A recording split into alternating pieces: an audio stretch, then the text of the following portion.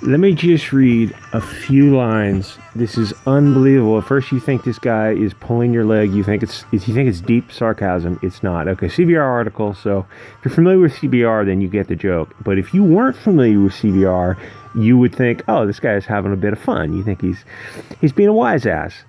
The Rise of Skywalker. Blah blah blah. Marvel's prequel to Star Wars, The Rise of Skywalker, has reinforced why Rey is indeed a more powerful Jedi than Anakin and Luke Skywalker. Underlined. Thank you for underlining that. We've seen her displaying a vast array of Force-sensitive skills neither had at her age, made all the more impressive when one considers Rey's using only the sacred texts and she doesn't have the luxury of a mentor. So, if you were not familiar with CBR, you would assume, oh, it's an article talking about how she's a Mary Sue, right? I mean, that's a logical conclusion. But no, you'd be wrong. They're talking about it, and they're totally defending it, just without any thought to wondering how it got to be this way. At least with Vader and Luke, they had some backstory, some setup. But Rey, I mean, you can go through the article on CBR, read it for yourself. It's unbelievable. Anyway, I think I was listening to some YouTuber, it might have been Literature Devil, was talking about why Rey was a Mary Sue. But I've heard a ton of these videos. A lot of people are talking about them.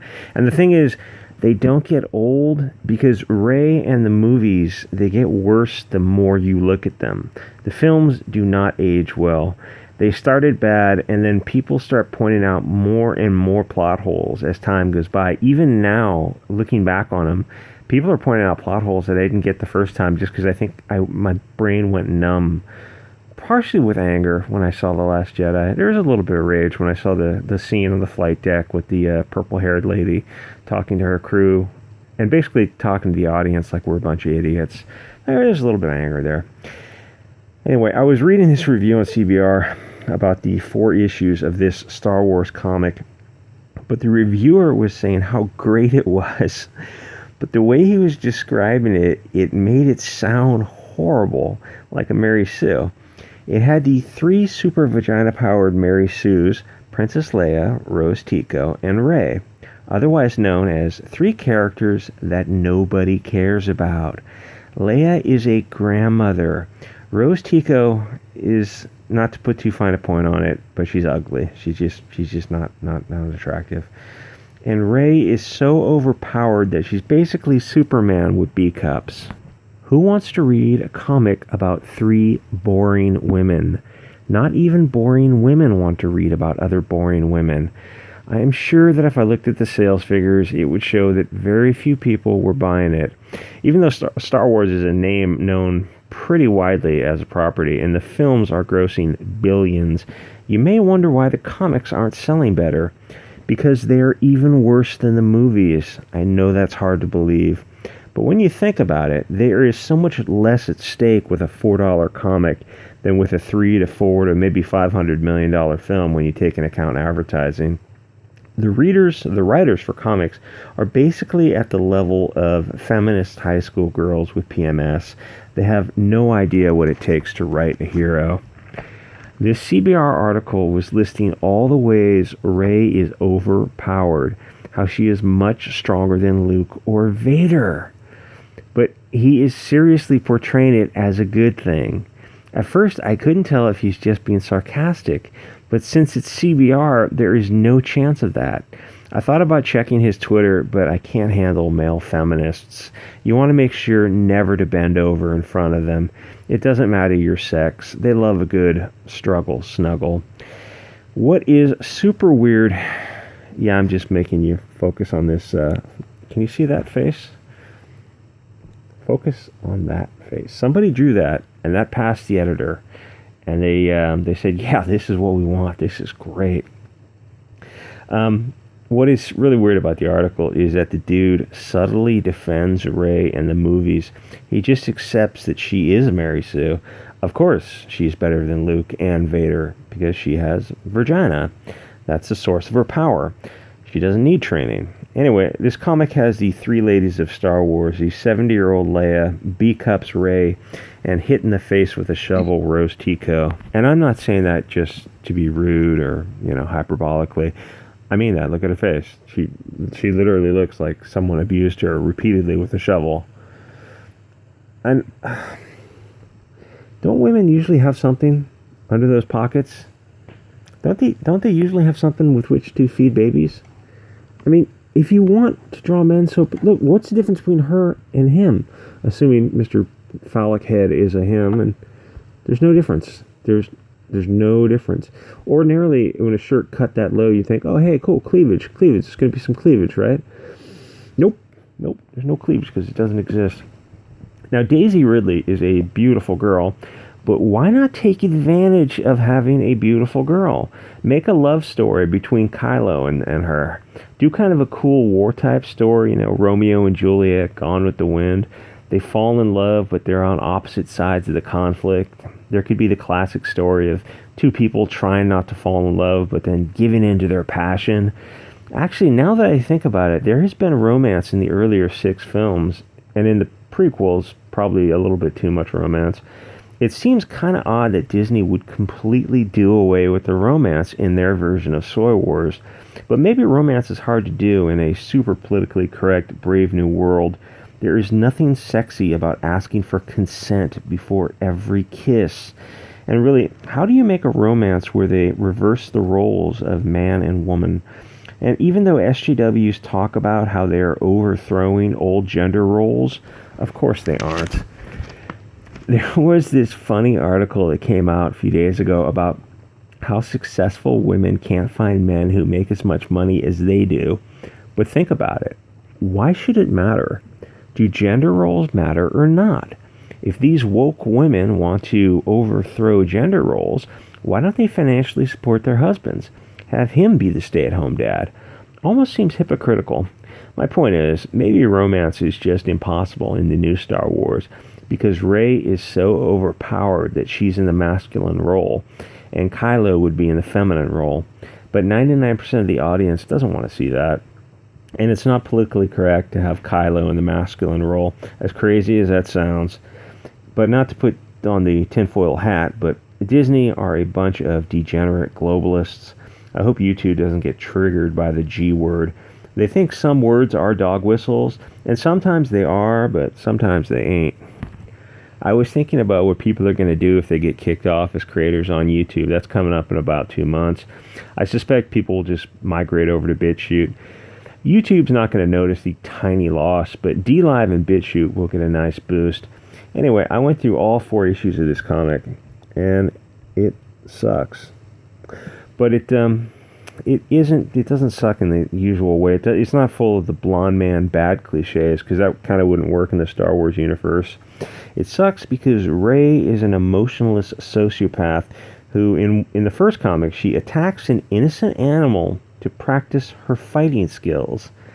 But I thought consent was important. The animal didn't consent to getting attacked by the Mary Sue. The comic is boring because it has 3 women with absolutely zero sex appeal. Leia is about 200 years old. She should be at home with her grandkids. Rose Tico and Rey look like short men. Rose Tico doesn't even have A-cups. What's the point of having a female character if she doesn't look female? She just looks like a short, thin man with an unusually big head. Then they treat Finn as the comic relief, which is a little surprising for a modern comic. The only reason he is the clown is because in the film they established it in the movie, so the comic is kind of stuck. They pretty much made him, I want to say, kind of the feminine, gay version, and Poe is his masculine butt buddy. The problem with this comic is there's too much estrogen, too much toxic femininity.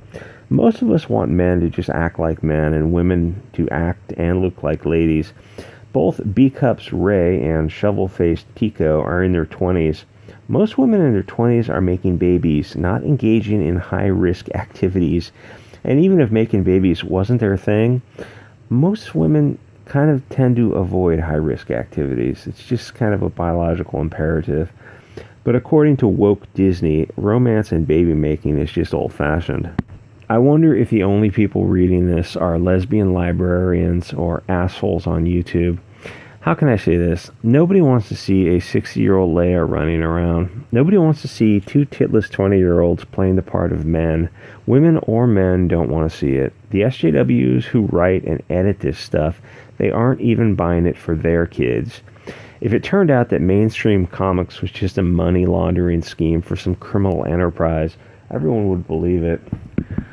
Okay, that's Leia running around, taking part in all this exciting adventure, except she's about 60 years old. I'm not saying she should be in a retirement home, but this isn't really typically what your hero looks like. The hero's adventure where the 20-year-old grabs his sword and goes and fights the dragon and rescues the princess. That classic trope. Okay, there's one scene where this is it. Oh, sweet dear Lord in heaven. Oh my gosh. He gets ejected. He says, "The ejector seat's thrusters don't work. I'm not going to make it, Poe. Help."